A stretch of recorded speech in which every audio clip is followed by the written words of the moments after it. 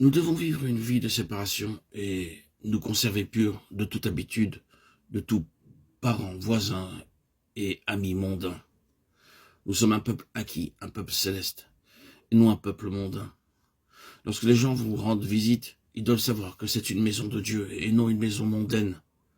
Regardant autour d'eux, ils devraient recevoir cette première impression, savoir si Dieu habite ici ou non. Malgré cela, ces hommes, aussi entraînés par leur rêverie, souillent pareillement leur chair, méprisent l'autorité et injurient les gloires.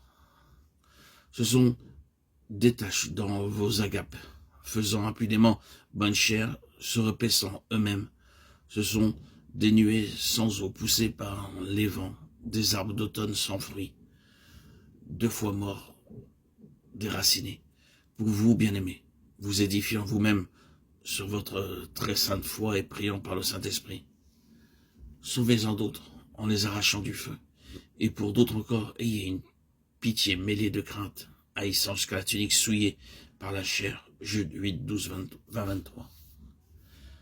Vivre une vie de complète séparation dans notre façon de nous habiller, dans nos manières, nos habitudes, notre comportement. Nous sommes le peuple de Dieu et nous devons être gouvernés par la parole de Dieu et le démontrer par notre comportement, nos vêtements, nos goûts, la musique ou tout intérêt quel qu'il soit afin que son nom puisse être glorifié.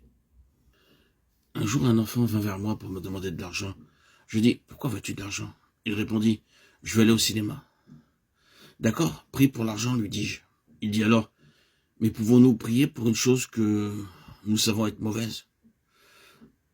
Lorsque cet enfant commença à prier, il dit, ma langue ne remue pas. Il n'était qu'un petit enfant, mais il savait que c'était mauvais. Pouvons-nous demander au Seigneur, Seigneur, est-ce que ton nom est glorifié par mon vêtement, par mon chapeau? Nous devons vivre une vie de séparation, même si l'on se moque, si l'on nous ridiculise, si l'on rit de nous. Parce que nous sommes un peuple saint et acquis, et que nous devons refléter la gloire de Dieu par nos vies. Écrire à l'ange de l'église de Thyatire, voici ce que dit le Fils de Dieu, celui qui a les yeux comme une flamme de feu, et dont les pieds sont semblables à de l'airain ardent. Je connais tes œuvres, ton amour, ta foi, ton fidèle service, ta constance et tes dernières œuvres, plus nombreuses que les premières. Mais ce que j'ai contre toi, c'est que tu laisses la femme Jézabel, qui se dit prophétesse, enseigner et séduire mes serviteurs, pour qu'ils se livrent à l'impudicité, et qu'ils mangent des viandes sacrifiées aux idoles. Apocalypse 2, 18, 20. C'est ainsi que commença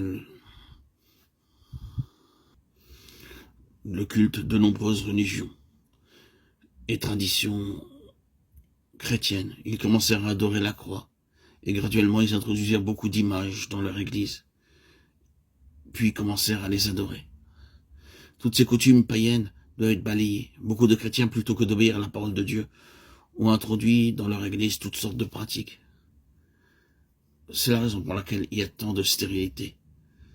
Toutes ces choses enlèvent la gloire du Seigneur Jésus-Christ. Dieu est esprit et nous devons l'adorer en esprit et en vérité. Dieu est esprit, il faut que ceux qui l'adorent l'adorent en esprit et en vérité. Jean 4, 24. Préserver la simplicité de l'adoration, libre des pratiques, des cérémonies et des rituels sans aucune signification. Souvent, la Sainte Communion devient uniquement une cérémonie. Plusieurs n'assistent jamais à un service dans l'église, sauf que pour le dimanche de Pâques, ils mettent un costume neuf, des chaussures neuves, mais non un cœur neuf, et participent à la Sainte Communion.